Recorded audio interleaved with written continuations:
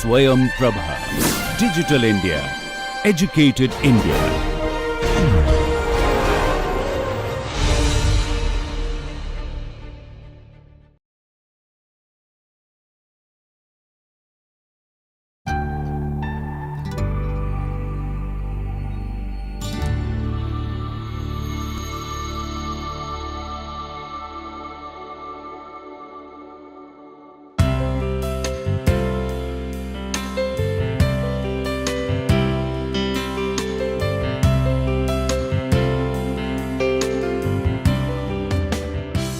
Welcome to the course Culturally Responsive Built Environments.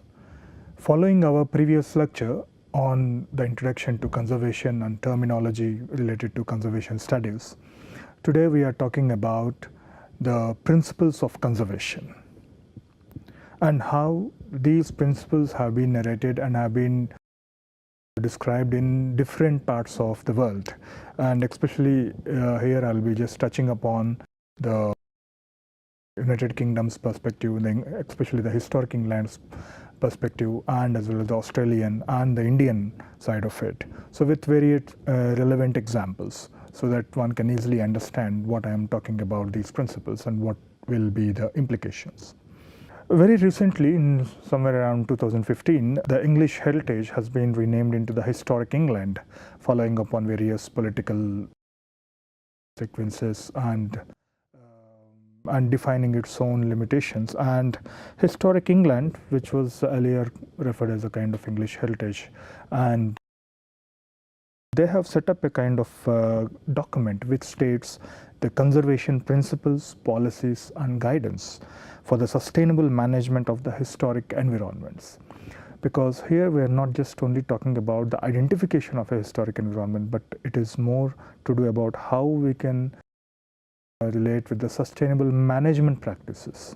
That involves planning, that involves the restoration, the conservation, and the whole aspects of conservation. And what kind of the thumb rules, the kind of principles which one has to abide with. So here, coming to the principle 1, it is the historic environment is a shared resource. I mean, it's very illustrative in the document what I just referred, that it is not just a one man's work or one man's monument. It is about a shared resource. So what it talks about is, because our environment where we live, it contains a unique and dynamic, it keeps on changing, a dynamic record of human activity. Like for instance, you take any city, you have a colonial establishment, before that the Mughals. So there is obviously in time there is certain activities goes on in place and different meanings have been produced. It has been shaped by people responding to the surroundings they inherit and embodies the aspirations, skills and investment of successive generations. For instance, if you take in India, once the marble was not easily available, but then now if you look at after the Mughals, after the Mughal period, the importing the marble and the craftsmen related to the marble as a material skills, obviously they have been transferred from one generation to another generation. The second thing which we talk about a shared resource is people value this historic environment as a part of their cultural and natural heritage. So, for instance, just a few days before, I visited Pulicat Lake, which talks about, it's one of the important water resources near Chennai, and how that whole resource is now, and I mean the water resource, natural beauty, is a home for many migrant birds, and they travel for about 6,000 kilometers for their breeding purposes and the reproduction purposes. And now, because of various encroachments and developments happening surrounding to the lake areas, obviously it is endangering these kind of species. So which means, why I'm telling about this particular thing, it is not that whole place is determined and the people valued it because of its natural surroundings, it was natural setting. It reflects I think we also discussed about how the myths have been translated in the case of Govardhan. and how the Krishna and his life and his childhood and how he celebrated his life have been narrated as myths and passed down to generation, and how it has transplanted some beliefs and customs and traditions of diverse communities. So in the previous classes, we have already discussed about the more of a landscape component, the enacting landscapes, the sacred landscapes, and how these are all transferred from these customs and traditions have make a kind of foundation to give certain identities. It gives distinctiveness, meaning, and the quality of the places in which we live. So all these together collectively framing as structures that defines the identity of a place. It could be a social and economic asset and a resource for learning and enjoyment, because these what we talk about Govardhan, it is not just mythological stories, but we are learning a lot from this. It is telling a lot of information.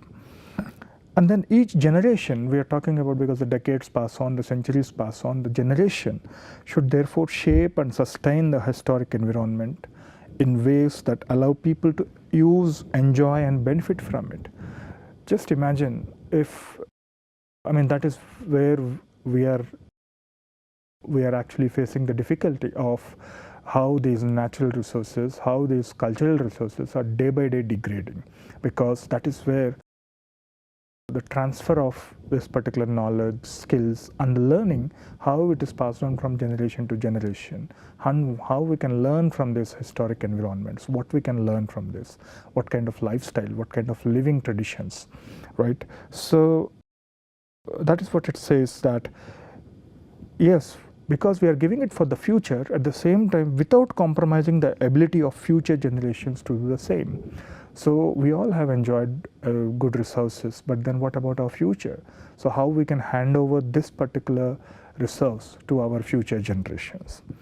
Heritage values, because when we talk about conservation, the principles of conservation, values is one of the most important thing we have to keep in mind. It could be a kind of aesthetic value, it could be a kind of the way how people have lived, the economic value into it, and it could be a cultural value. So the value makes that represents a public interest in places regardless of ownership. And the use of law, public policy, and public investment is justified to protect that public interest. Today, why we talk about Jaipur, the pink city, and how we talk about the controlling of its facades and the buildings and the development control, because that directly talks about a policy and the investment and the control mechanism. And similarly, even in the modern times of Chandigarh, how there's a development control, and especially around when the new heritage listing has been done, and how it has an inferences with the surrounding development control. And advice and assistance should be available from public sources to help owners sustain the heritage in their stewardship. So it is a shared resource, as we talk about, because we associate the way we lived, the way we have used, but we have to keep in mind that it is also for our future. So we have to have a control on how we use it, how we benefit those kind of historic resources. The second principle which talks about is everyone should be able to participate in sustaining the historic environment. When we know how to learn that we learn from the historic environments, and it is not just only we have to get engaged into protecting and the management of these historic environments, because everyone should have an opportunity to contribute his or her knowledge of the value of places and to participate in decisions about their future by means that are accessible, inclusive, and informed. Because see, imagine I showed you in my previous classes about Shakespeare in Stratford upon Avon. So how the Shakespeare works has been performed in the streets of the city center, and how they have been telling stories, and many poets, many writers also come and participate in those kind of plays. So which means each one of them, they are coming and they are putting their share in taking that knowledge to the next generation. I mean, at the age of 70, even the old people come and they dance and they celebrate. So there is a ways how we participate in the decisions about their future. And as I said, the whole important crux is the learning. The learning is central to sustaining the historic environment, because the moment we are learning, the process in how we are actually produce these learning processes, that is where it raises people's awareness and understanding of their heritage. So how many cities or towns in India we do have some heritage walks? Because even a small walk takes around the city or in the historic places that talks about the newcomers to the city or the coming generations. They are learning through these walks. They are learning through these, what is the prominence of these places, how they have been transformed, and so that it gives a kind of awareness, including the ways of which its values are pursued by different generations and communities. It encourages informed and active participation in caring for the historic environment.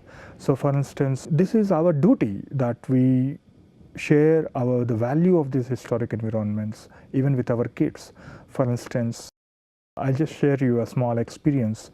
When I started working in Roorkee just 2 years before,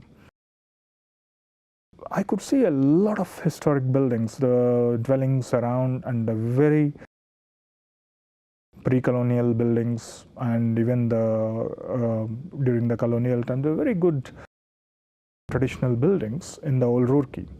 And then I went for a walk one day, and all the narrow alleyways, some of them are in very dilapidated conditions, some of them are sustaining, some of them have been partitioned into different small houses, and many families are living. So I could able to find a group of diverse ways of how these traditional dwellings are sustained. And then one day when I was teaching a course on architectural and urban conservation, I took my students for an early morning walk in the old city of Roorkee. And because these kind of walks has helped the students to learn about the city which they live, to learn about like a doctor's house, a Sanjay Goyal's house, or they could able to find even a temple in a house, so which has the front way connecting to the street and the back side connect to another street.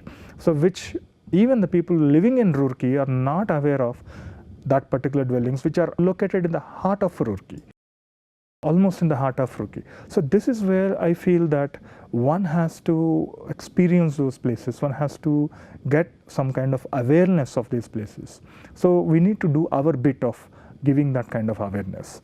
And not only that, maintaining the cleanliness, maintaining the premises we have to honor those places, we have to respect those places, and even throwing dust. Instead of dustbin, normally people throw the papers or the rubbish just nearby.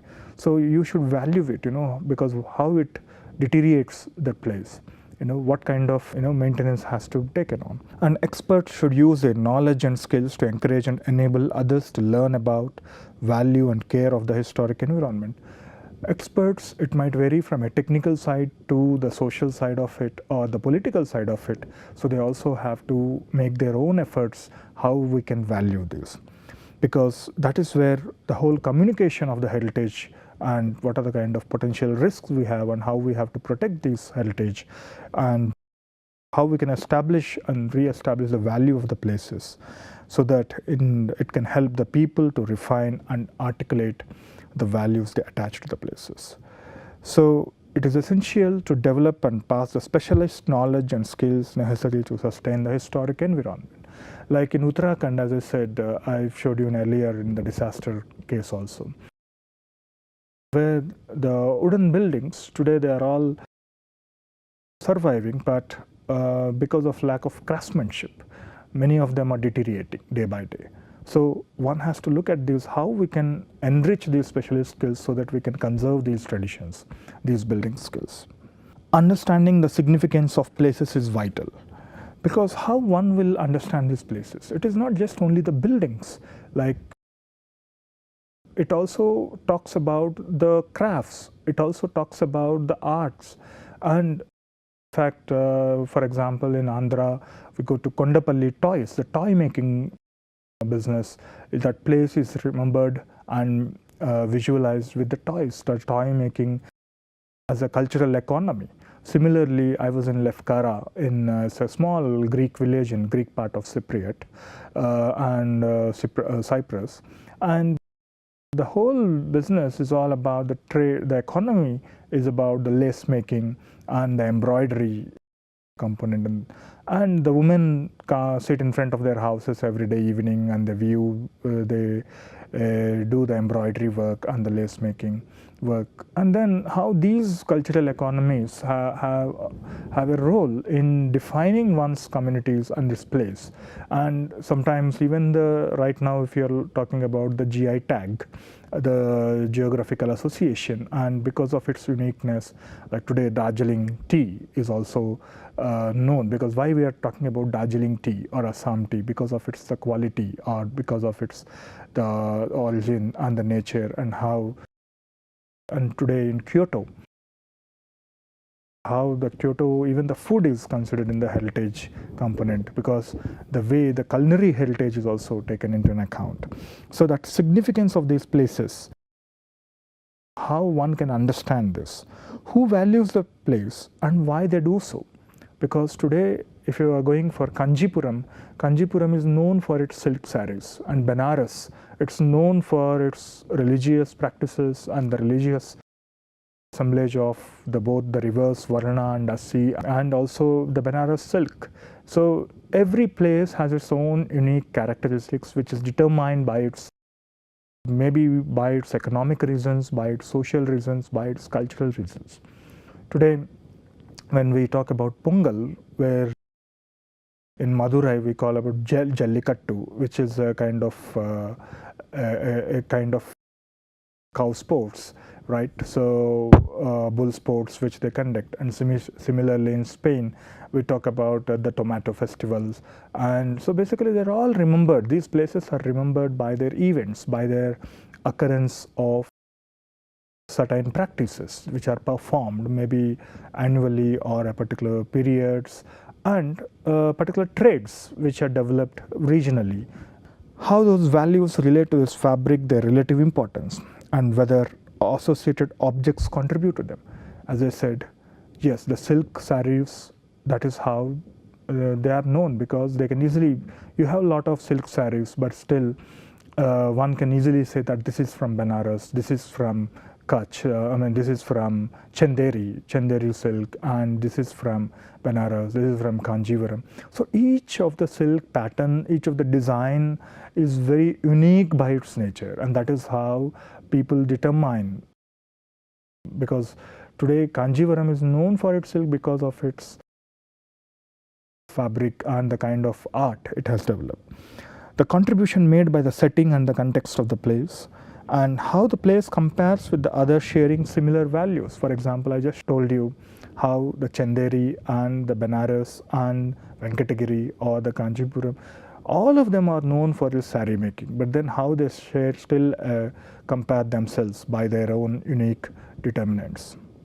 Significant places should be managed to sustain their values.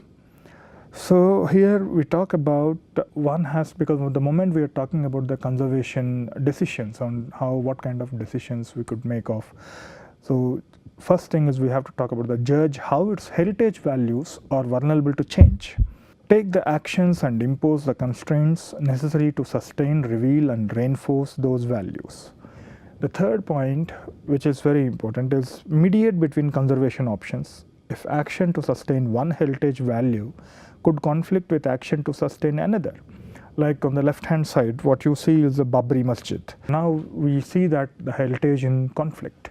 So on one side we are talking about the Ram Janmabhoomi, the Rama's birthplace, and the other side we are talking about collapsing Babri Masjid. And because here it is one identity is opposed with another identity, and that is where this is a very tricky option. I'll tell you another story of it, whether it is, if not, it's a kind of understanding late in 1947, where there was an Indologist conference in Oxford, where they talked about locating Lanka. And here, if you look at it, there are various theories which talks about how to locate Lanka, and one of the theory also talks about the Ayodhya, which we refer the Janmabhoomi, the Ram birthplace. They also talk about in Thailand also they have a version of Ramayana, and they refer that because their king's name is also Rama 1, Rama 2, Rama 3, and they also have some ideological stories like saying that Ayodhya was also somewhere related to Ramayana. So it is Ayodhya on the right hand side, which you see a kind of the UNESCO World Heritage Site, which often gets into risk of the floods. And so here, that is where when these kind of traditions, on one side we are talking about the conflict with opposing with each other, and the second context we have to talk about how these heritage is getting into risk. So how to protect these things. So that is where these places has to be managed to sustain their values, not at the cost of other, but it has to get its authentic values, and that is where take the actions and impose the constraints necessary to sustain, reveal, and reinforce those values. So how we can reinforce those things. So that is, I mean, it takes back to the kind of political motives as well, and even to the national identity. Decisions about change must be reasonable, transparent, and consistent. So when we talk about the Taksim Square, we have discussed a lot about how this military barracks in Taksim Square has been now proposed as a new development, similar to the way the Gaji Park has been. Earlier, this military barracks has been converted, damaged, and Gaji Park was there almost 40 years. And now they are proposing a new center, similar to that. Then how people have responded to it. So that is what, when we are talking about touching any historic buildings, the decisions about change must be reasonable, transparent, and consistent. The last principle is about documenting and learning from decisions is essential. So we have to document a record of what kind of decisions are taken, why they are taken, how they are taken, what is the criteria. It is not just someone's imagination. It has to go in a concrete documented process. And then as a part of my teaching strategies in conservation, architecture and urban conservation for MArch students, I used to, because to get this experience in the practical sense, so we need to I normally take them to the sites in Bhopal, and we did a combined workshop with IIT Roorkee and the School of Planning and Architecture Bhopal. So visited a lot of sites of Bhojpur, Ashapuri, Bhimbetka, Sanchi. So Bhimbetka and Sanchi are the World Heritage Sites, and Bhojpur and Ashapuri are also under the ASI. So when we talk about the Bhojpur, you can see that how even the rock drawings, how even the map of the temple was drawn there, and you see how to protect these, even the quarries of how they used to manufacture, the sculptors, how they used to train here. So this is a monument. So here we are not talking just a monument as only the heritage component, but we also have to talk about the larger site.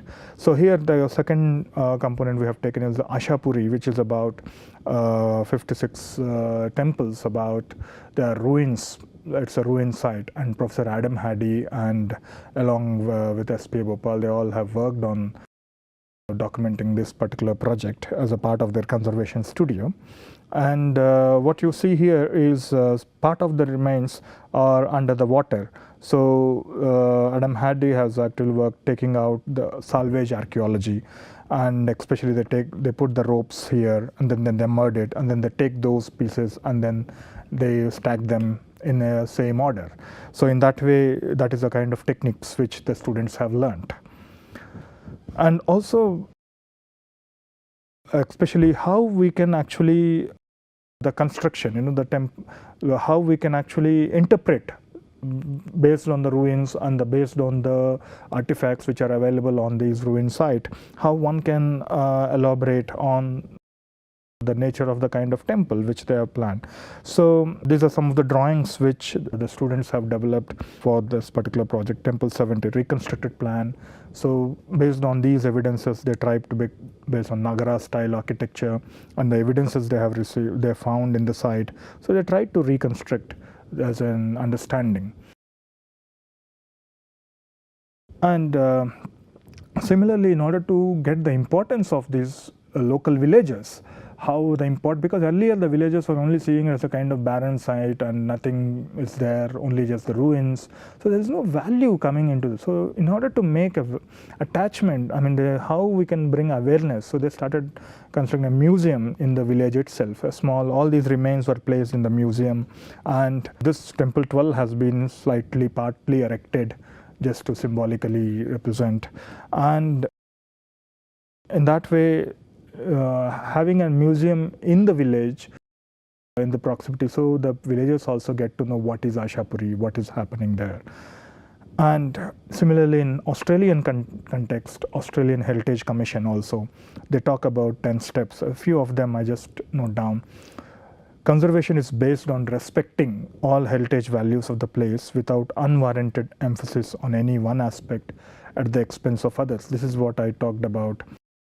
Even the example of Babri Masjid and some even the Nicosia aspects which we discussed in the previous lectures. Conservation of place should include provision of its security, maintenance, and future. Because we have to talk about the continuous management of it and also the security, because there's a value. Tomorrow someone takes away these stones and sell that in the Western markets and they sell it for millions. But here the richness of our own culture is lost. Conservation should involve the least possible physical intervention, do as much as necessary and as little as possible. And conservation of a place should make use of all disciplines and experience. So it is a multidisciplinary approach. It is not just an architectural orientation only. Conservation requires accurate recording. It is not about an approximate, it is an accurate recording about decisions and changes to the place. So what decisions have been made, when and how. And again, we talked about the threats, where threats or potential threats or serious or exist. Lack of full scientific certainty should not be used as a reason for postponing measures to prevent degradation. So we need to act upon these kind of threats and risks. In Indian context, where we talk about the ASI, especially the National Policy for Conservation of the Ancient Monuments, Archaeological Sites and Remains, which is protected by the ASI, Archaeological Survey of India. So if one can go through this document, you will see the most of the principles and the conservation approaches and also the other aspects related to these heritage sites. Functionally, mainly the ASI talks about the functions of archaeological department are two. One is conservation and the investigation. Conservation principles. The principle one, we talk about, it is not only just within the building or a monument, it is about around the monument, because a lot of rich evidences do exist, number one. Number two is the surrounding nature, the urban form or the built environment should also have to complement with these heritage environment. So why we have to do is prolong its life and existence, prevent its damage and deterioration. Imagine you construct an industrial building next to a heritage sector, how it will deteriorate. Like today you see in Taj Mahal, what kind of impacts due to the industrialization processes. Minimize the impact of external agents of decay and both natural and human induced on its setting, structure and material, and prepare it for natural or human induced disasters. The one example I showed about the Ayodhya. Like as I said, in Bhojpur, this is not just a temple we have to focus about, this is a larger site. How rich evidences do take in the larger site. So we have to talk about that buffer aspect, how we can protect that site. Like in Bhimbetka, you can see that kind of, earlier they used to call a kind of core zone and the buffer zone. So you have the caves here, and which is the real, and then you have the buffer zone which also have some legal instructions into it. When we talk about buffer, this is a very tricky concept to really define what is buffer and how the legal implications onto it and how they differ by national levels. So a lot of discussion has been held, and especially with the international expert meeting on 2008, they have conducted in the World Heritage buffer zones, and one can refer. Here you can see the request the World Heritage Center and advisory bodies to use the term property and buffer zone in all documentation and to stop using the term core zone. So which means there's a little confusion in that whole terminology. So people, the UNESCO and all other agencies or the World Heritage organizations, they're all engaged and they're discussing about how to use these terminologies to avoid confusion and jargon, how to frame certain legal implications. Similarly, in principle 2, when we talk about, we have to, a monument or an archaeological site should be minimum, as in the Australian records also talk about, so as to maintain its authenticity and integrity. And you can see here that whatever in Sanchi, you can see that whatever you have replaced, that has to be slightly differ with it has to show which has been restored. And here the ceiling of Bhojpur temple, I think they have made some kind of restorations here, and which has to clearly tell the audience that yes, this has been modified. And for that, one has to do a thorough investigation. Even in a Bhojpur, what happened was, like, there was on the rocks there were maps drawn on it, but when they want to protect those maps, even SP Bhopal have worked on tracing all these forms and everything, but then they put sometime there was a kind of acrylic sheet cover, but then later on, due to sun radiations, it started, they found that it started affecting. So we need to be careful and do a thorough scientific investigation before making any kind of, so later on they removed those sheets and now they just put a small barricade. But still a lot of scientific ways one could explore how to protect these places. Now, in principle 3, when we talk about to retain its value and significance, authenticity and integrity, and its visual connections to and from the monument. So when we are talking about a heritage structure in a city, obviously when you are planning some building, obviously if you're making a tall towers next to it or something, which is blocking the view, or which is how we can perceive the city and how we can look at the heritage. So how heritage can reflect the identity of the city. So like for example in Turkey, if you go, the view of Galata Tower can be seen from whole Istanbul, almost from all parts of Istanbul, because that is how the visual connection is also creating some links. The Blue Mosque and that structures are how they are able to have that kind of view. So that is where the urban development have a role in controlling it. And not only here, like for instance, if you look at in Sanchi, there are some statues, the Buddha statues, the head has been cleared out. They would have easily replaced it, but then there is a memory, there is a story behind it, how people associate why that head, because the moment you see that picture, the question comes in mind, why that head is taken out. So in that way, it connects a story, it connects a place and its people. And the conservation of a monument is a continuous process. Adequate resources, human and financial, should be made available to conserve it for posterity. So for conservation is an expensive deal. It's a time-taking process. It's not a building project which could happen in one year or half a year. It will take sometimes 4 years, sometimes 10 years, but it takes manpower, it takes skilled labor, it takes a thorough investigation process. And for that, which you need a financial support. And conservation under no circumstance be based on any conjecture or artistic imagination. Like for instance, we discussed on Grimm's Pound. It could have been, people would have reconstructed in the same way of an artistic imagination, but they didn't do it because they still remained it as what they have got it. So that is where, whether it is true or not, we cannot ascertain it. And similarly, conservation, it is a multidisciplinary approach, because people from geology, we talk about Pitalkhora caves, how geologists have worked on it, and how the landscape architects can work on it, how the planners can work on it. So it's a multidisciplinary approach. And the conservation of the original historic material should be aimed as an essential prerequisite to sustain the time dimension of a monument, which confirms its antiquity and faithfully maintains its authenticity. Today, why we are talking about Bhimbetka caves? Because of the prehistoric settlements, how these rock paintings, how they are talking about those lifestyles, because that is a rich evidence which we are getting.